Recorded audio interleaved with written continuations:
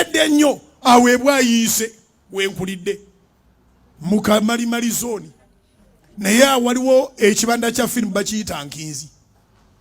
kyali kya musajja bamuyitanga Kalimaali so mutabani wa asabira nnyo wano oyo mutabani wa asabira ennyo wano be babeeranga ku mulyango nga basolooza munnakyalo nyingidde ekibuga teri kinyumiranga firimu sigendangako mu kirabu simanyi bwefaanana simanyi disiko bwefaanana waliwo abatera okundaba nga nzina amazina bakaya musajja alabika yakuba endongo wa mirembe mukama agireese ejjuuzi wano bw'oba n'emirembe ofuna amazina kubira mukama engalo ez'amaanyi oba amagezi gazze ngambye nti bw'oba n'emirembe amazina tomanya na gye gavudde bayibuli eyogera mu Zabbuli ya 40 nti nalindira mukama n'okugumiikiriza nantegera okutu nawulira okukaaba kwange nanzija mu bitositosi mu bunnya obw'okuzikirira nasimba ebigere byange ku lwazi nanyweza amagenda gange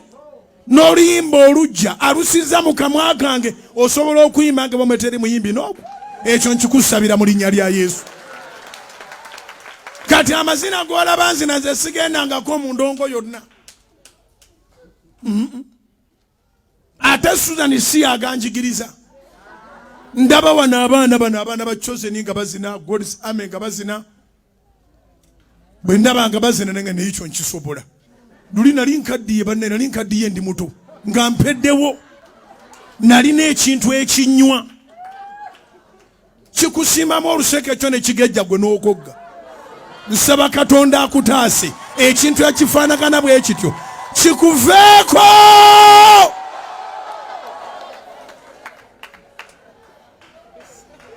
so mukama n'ansaasira agamba nti yasaasira bugingo ge mazina g'olaba zina